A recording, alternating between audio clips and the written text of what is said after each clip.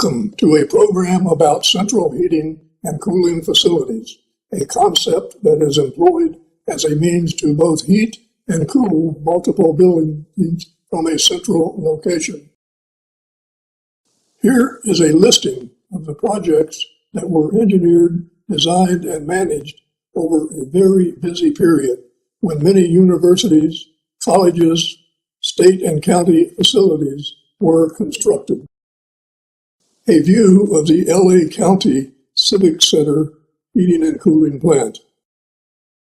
An architectural rendering of Sacramento State Capitol Mall central heating and cooling plant.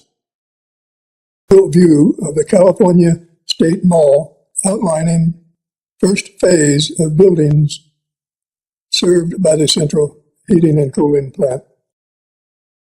Here is a slide of the Sacramento District plant, a schematic diagram. It shows a 275 psi boiler with a capacity of 60,000 pounds an hour. It's a field-erected boiler, and it's gas-fired. And then we also have the centrifugal chillers. Each one's 2,200 centrifugal tons chillers with gas turbine drivers. There's 5 units total. And this shows the PSI steam to all the buildings and the condensate return from all the buildings, where the condensate is once again converted to steam. This is an interior view of the Sacramento plant showing dual gas turbines in the foreground, exhausting into the waste heat boiler in the background. A special acoustical cover surrounds the 2 turbines. The plant refrigeration compressor is in the front. This is the control room in the plant in Sacramento.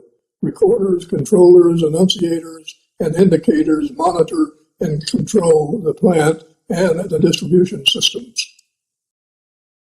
Now we'll switch over to another 2 views of California Institute of Technology Central Plant located in Pasadena, California. This is the Orange County Central Heating and Cooling Plant, which made the cover of Specifying Engineer. It shows 2 of the coolers, and you can see the boilers in the background. And the Specifying Engineer magazine, this is a copy of one of the articles written by myself and Mr. Lou Cruz. Schematic view of the Orange County District plant that contains 3 boilers, 45,000 pounds an hour each, and 2 900-ton absorption chillers, along with the other peripheral equipment and piping systems. Here is a view of the University of California Irvine Central Heating and Cooling Plant, located in Irvine, California. Here is an artist rendering of the UC Irvine campus. Most of the buildings for classrooms are spread around a circle and is served by tunnels around a circular basis, so each building is served from the central plant.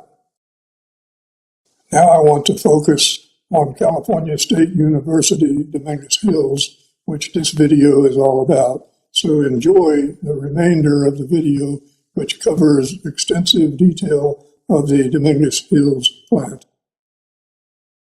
Hills Central Heating and Cooling Plant is designed to produce 4,000 tons of refrigeration and 10,000 tons ultimately for cooling of all campus buildings.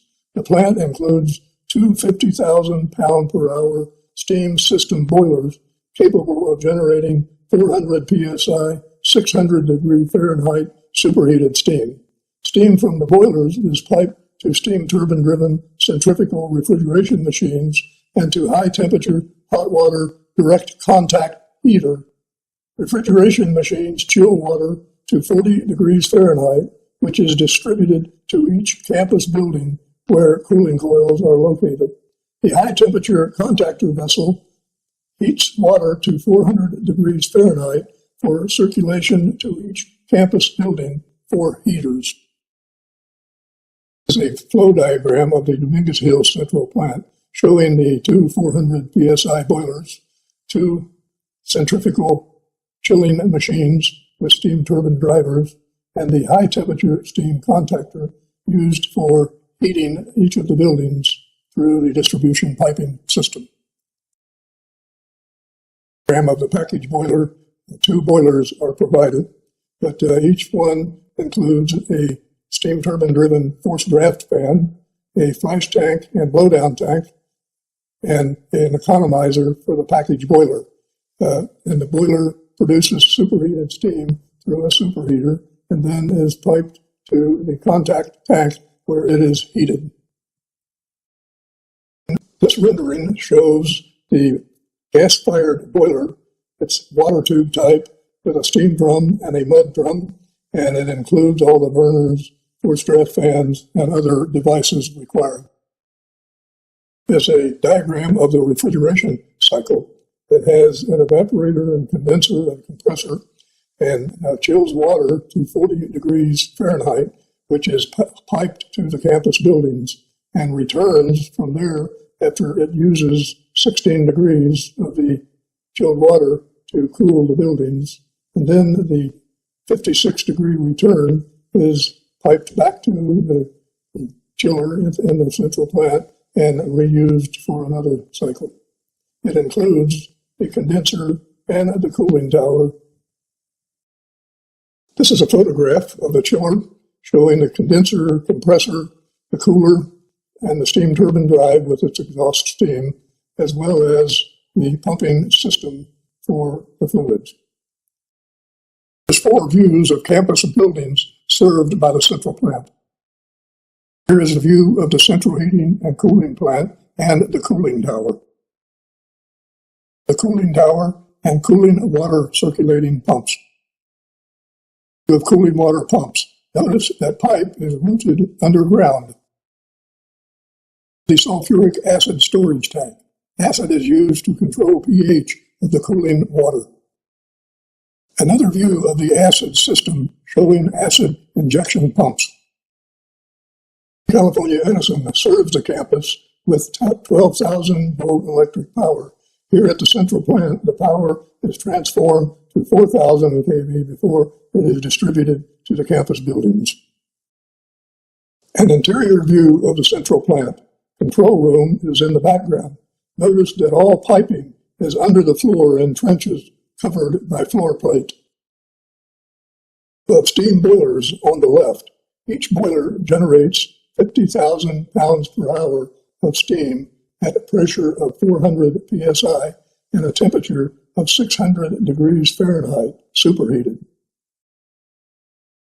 View of steam generator. Boiler is fueled with natural gas and has combustion control system that reduce emissions to the atmosphere. Another frontal view of the boilers. The boilers are forced draft with an economizer to preheat combustion air. A view of the high-temperature hot water contactor vessel on the platform. Hot water is made by injecting the 600 degree Fahrenheit steam into the water returned from the buildings on campus. A view of high-temperature hot water piping. The water is supplied to campus buildings at 400 degrees Fahrenheit and returned to the central plant at 240 degrees Fahrenheit.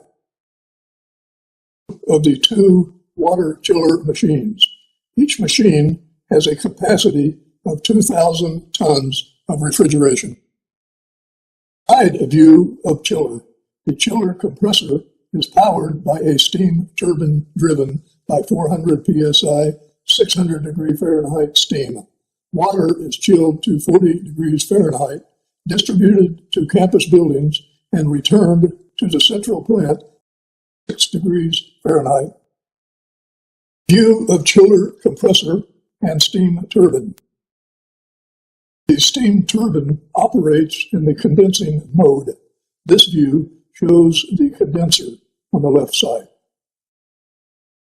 Another view of the steam condenser.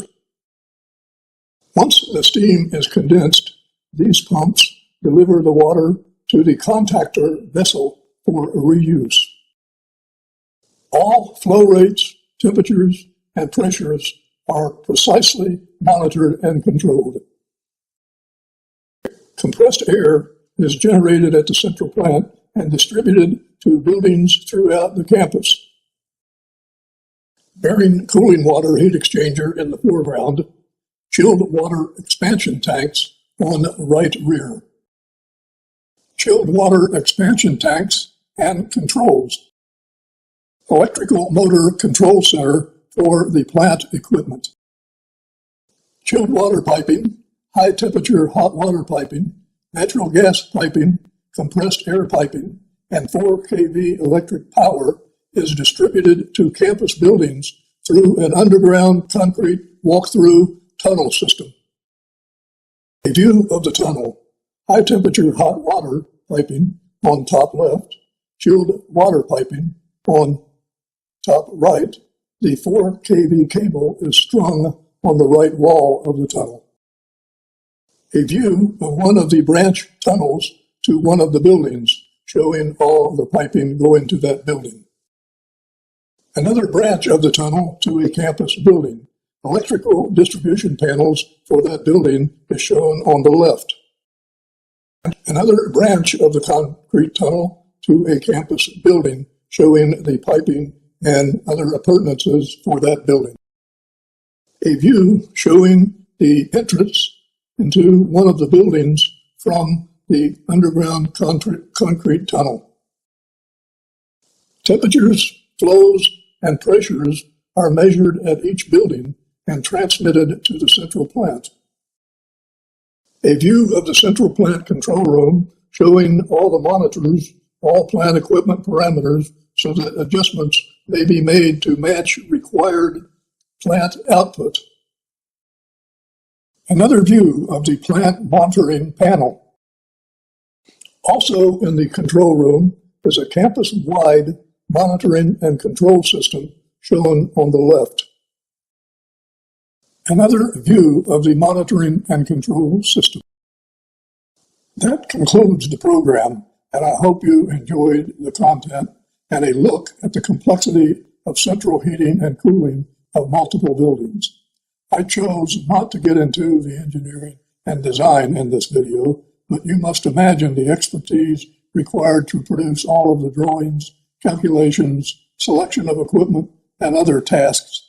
A very experienced and knowledgeable staff of civil, structural, mechanical, electrical, architectural, and control engineers, designers, and draftsmen participated. Thank you for watching.